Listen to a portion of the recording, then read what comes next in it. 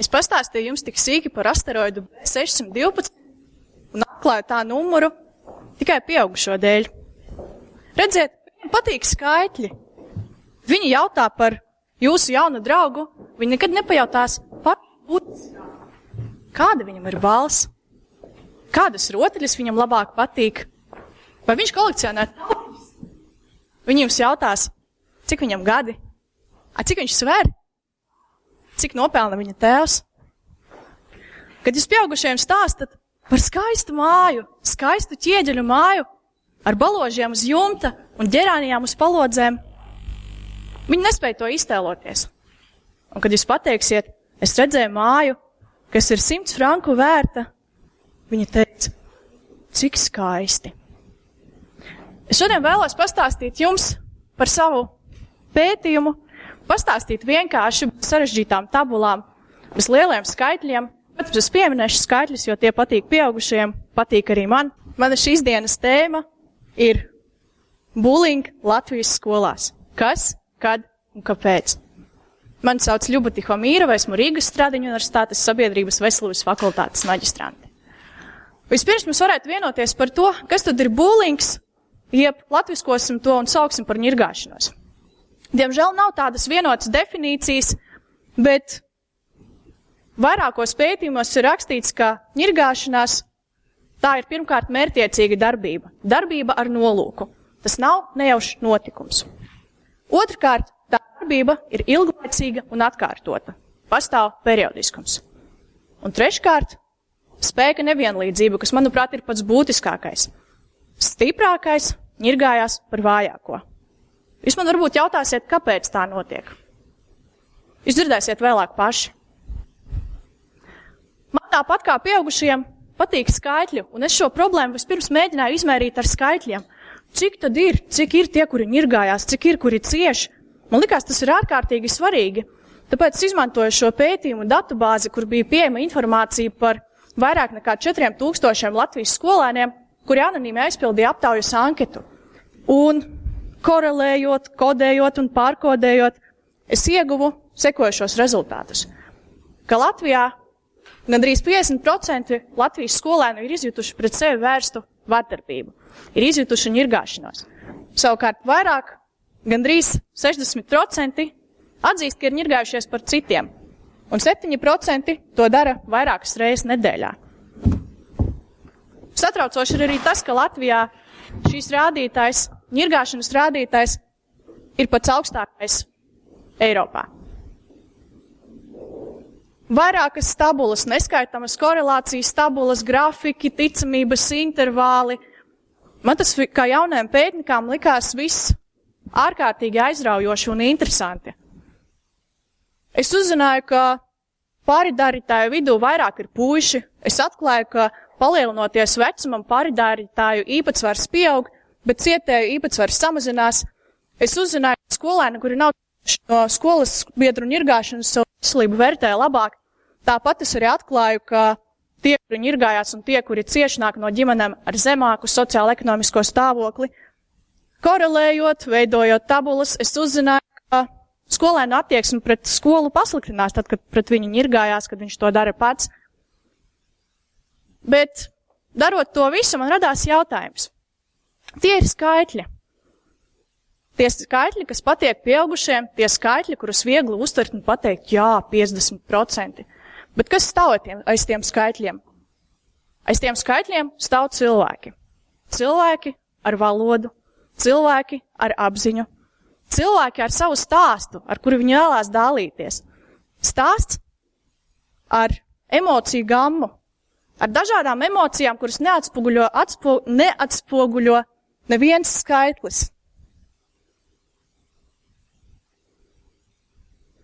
Un man likās, ka ārkārtīgi svarīgi ir uzzināt tos stāstus un skatīties uz šo fenomenu, ņirgāšanas fenomenu, ne tikai no augšas, kā pētnieks, it kā lielais pētnieks, kurš skatās no augšas, bet jāiet iekšā, jāiet cilvēkos, jārunā ar tiem, kuri cieši, un jārunā ar tiem, kuri ņirgājās. Tālāk jums būs iespēja pašiem dzirdēt, kāpēc tā notiek, un uzzināt, ko šie jaunieši saka. Es atļaušos atskaņot dažus fragmentus no tām dziļajām intervijām un no sarunām ar jauniešiem.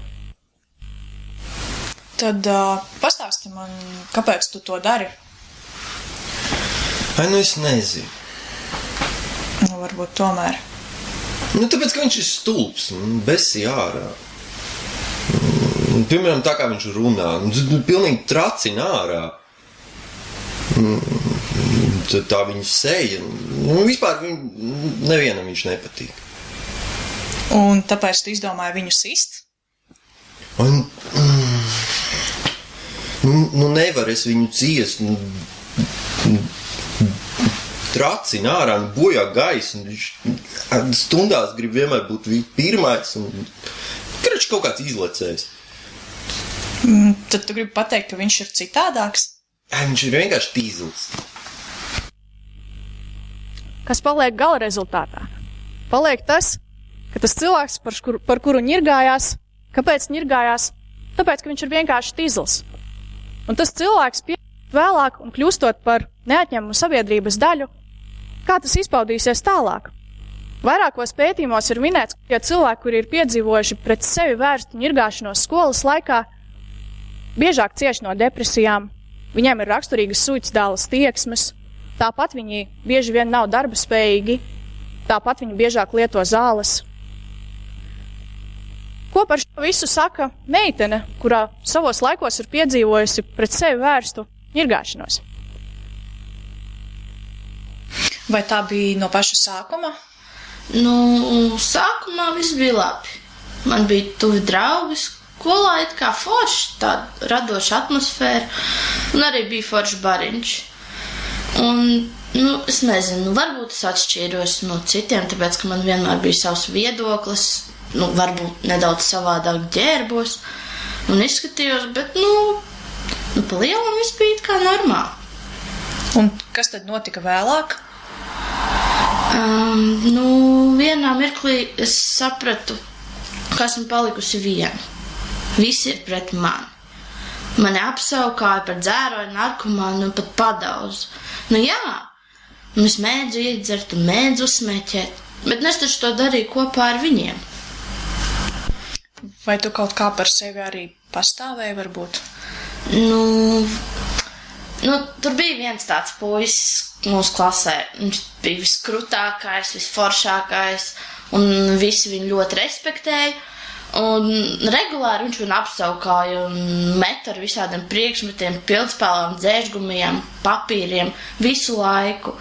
Un vienā mirklī, man liekas, ka man aizbrauca jumts vienkārši. Viņš sagrābojas rīklis, man kāja bija viņam starp kājām, un es teicu viņam, ja viņš vēlreiz kaut ko tādu tik stulbu darīs, es vispār par sevi negalvoju.